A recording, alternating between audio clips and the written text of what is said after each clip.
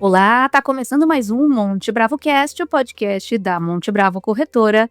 Eu sou Malena Oliveira, hoje é dia 6 de outubro de 2025 e esse é o nosso informe semanal.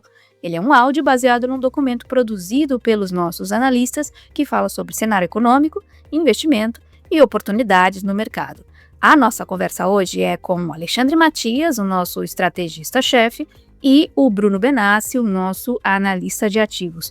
Começando pelo Alexandre Matias, quais foram os destaques da semana passada, Matias, que influenciaram os investimentos? A gente teve aí o shutdown nos Estados Unidos. Isso altera a nossa perspectiva que a gente já tem de corte de juros nos Estados Unidos na próxima reunião do Fed? A semana passada foi uma semana esquisita, com o fechamento do governo federal nos Estados Unidos, o mercado ficou sem os dados. Era para ter sido uma semana para aferir a situação do mercado de trabalho.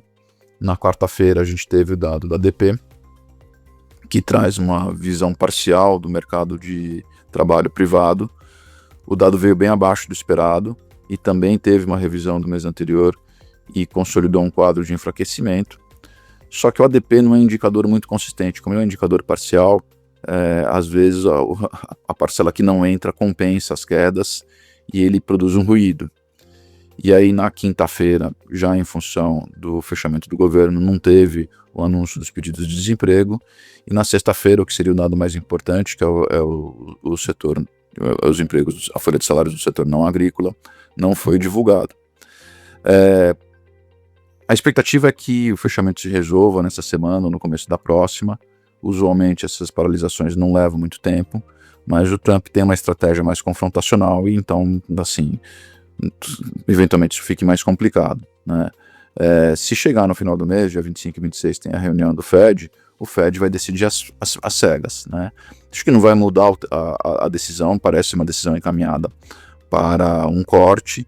Essa semana, na quarta-feira, a gente vai ter acesso à ata da última reunião em que eles cortaram 0,25. Talvez a gente possa compreender melhor como está o comitê em relação à percepção do risco de enfraquecimento da atividade vis-à-vis a inflação.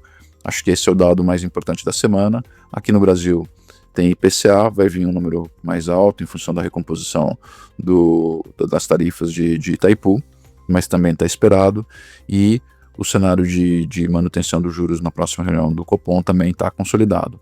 Enquanto isso, os mercados estão flutuando. A tendência subjacente, ela incorpora a ideia de que o Fed vai continuar cortando e tem sido um estímulo para a alta dos ativos de risco. A gente acha que esse quadro fundamental não se altera em virtude do noticiário de curto prazo, né? Então, o quadro, a tendência de médio e longo prazo permanece uma tendência construtiva para os preços dos ativos. Hoje é um dia em que o dólar está fortalecendo em função de eventos políticos, tanto na Europa quanto no Japão. No Japão, você teve a indicação de uma primeira-ministra, de uma nova líder do Partido Democrático, que deve ser a futura primeira-ministra, que tem uma postura fiscal expansionista e é crítica ao aumento dos juros. Então, o ien enfraqueceu e na Europa, a França teve mais um gabinete que caiu, né, nessa crise infinita, de sucessivos primeiros ministros caindo, e isso também enfraqueceu o euro. Então, o dólar está um pouco mais forte, mas é mais por questões políticas associadas a países importantes do que especificamente a mudança de tendência. Quando você voltar a depurar esses ruídos econômicos e políticos, você vai voltar na tendência original, que eu acho que é uma continuidade do enfraquecimento do dólar global, o que também apoia a alta dos ativos de risco no mundo. Então, o resumo disso tudo é um pouco um contraste, né? Tem muita coisa acontecendo, muitas notícias, mas fundamentalmente o quadro que a gente vê de Fed cortando ativos de risco no mundo em alta, ele não se alterou. Então a gente vai passar por essas turbulências de curto prazo e imagino que a tendência se restabeleça ao longo das próximas semanas. Perfeito, Matias, muito obrigada. Agora, passando para o Bruno Benassi, a gente fala de mercados. Na semana passada, a gente teve aí movimentações envolvendo o tema da inteligência artificial e também tivemos destaques em Gerdau e WEG. É com você, Benassi. Vamos lá então, pessoal, falar um pouquinho aqui da parte de ações. Uma semana que lá fora teve uma performance bastante positiva. Aqui o Ibovespa teve uma pequena correção, né, uma leve correção, descolando um pouco dos mercados internacionais. Os mercados internacionais, eles continuam surfando a onda de inteligência artificial, né? Então, durante a semana passada, a gente teve uma rodada de investimentos, uma nova rodada de investimentos na OpenAI, que agora vale 500 bilhões de dólares, tá? É o maior valuation de uma startup da história, tá? Ultrapassou a SpaceX do Elon Musk. Então, e continua esses valuations, as expectativas de crescimento, os próprios investimentos entre as companhias, como a gente comentou na semana passada. Hoje, agora pela manhã, não está no nosso informe semanal, mas hoje pela manhã a OpenAI fechou um acordo de investimentos com a AMD. Então a AMD está subindo mais de 30% hoje de manhã. Então o mercado ele continua se retroalimentando, tá? Por enquanto a gente tá confortável, tá?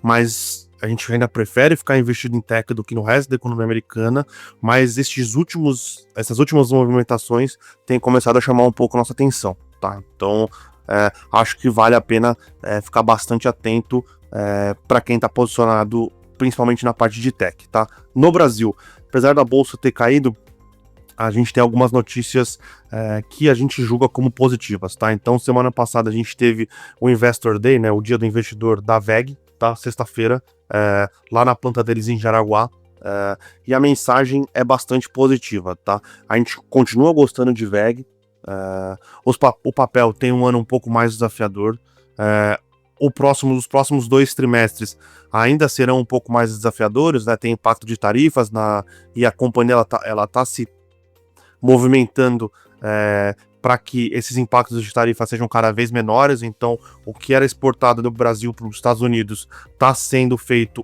ou no México ou está sendo feito nos Estados Unidos. O que era feito no México está sendo feito no Brasil para exportar para outras geografias. Só que você tem um período de adaptação, né? Então, enquanto esse período de adaptação não acontece, as margens acabam sofrendo um pouco mais.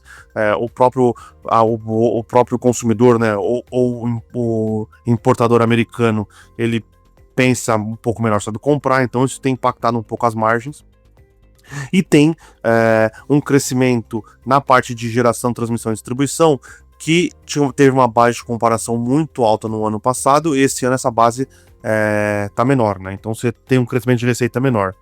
Porém, por ano de 2026, principalmente a partir do segundo semestre, quando tem inauguração de investimentos que foram feitos para aumentar a capacidade, principalmente de transformadores, a companhia deve voltar a acelerar o crescimento, tá? Além disso, eles trouxeram algumas outras avenidas de crescimento que são importantes. Lembrando que a WEG ela é uma companhia que consegue se reinventar normalmente a cada 5 anos e surgir com uma avenida de crescimento que antes não estava na conta, tá? Então, essas possíveis avenidas de crescimento são baterias, né? Baterias grandes, né? Então, para você conseguir carregar uma quantidade grande de energia e alimentar uma casa, ou alimentar até alguma coisa industrial, ou conseguir carregar um carro, um ônibus. Então esse é um negócio que a WEG tem investido e a gente acha, né? E a gente projeta que cresça bastante nos próximos anos. E tem a parte também de carregadores elétricos, tá? A WEG já vende bastante carregadores elétricos no Brasil e eles estão entrando no mercado europeu também, tá? Então a gente entende que o curto prazo é desafiador, mas o médio e longo prazo da WEG continua sendo bastante positivo. E acho que também o Investor Day da Gerdau, tá? O Gerdau também realizou seu dia com os investidores. A mensagem é: estamos muito confortáveis com a operação dos Estados Unidos, margens estão ótimas, vamos investir mais nessa operação. Temos muitas dúvidas sobre a operação no Brasil, tá? Então vamos até diminuir um pouco o investimento que a gente tinha projetado de realizar nos próximos anos. A competição continua desleal, nas palavras da companhia, pressionando as margens. Tem a desaceleração econômica por conta dos juros também, que estão bastante elevados. Então tem essa dicotomia entre os dois mercados que a companhia opera, tá? Então, muito positivo com os Estados Unidos, algumas dúvidas com o Brasil, e eles anunciaram que o investimento que foi feito numa mina, que essa mina começa a produzir a partir de meados de 2026, parte relevante do minério de ferro extraído de lá, ele vai ser vendido, tá? É um minério de excelente qualidade, então isso deve adicionar um EBITDA, deve adicionar EBITDA relevante para a companhia nos próximos anos, tá? Então, a gente não gosta muito do setor de mineração e siderurgia, tá? Mas ter uma posição em Vale ou ter uma posição em Gerdau, para um prazo de carreira um pouco mais alto, a gente é bastante confortável. Muito obrigada, Matias e Benassi. A gente vai ficando por aqui com mais um episódio do nosso Monte Bravo Cast, com um informe semanal. O documento, você já sabe, está disponível na íntegra no nosso site montebravo.com.br, na aba de conteúdo. Uma boa semana e bons investimentos.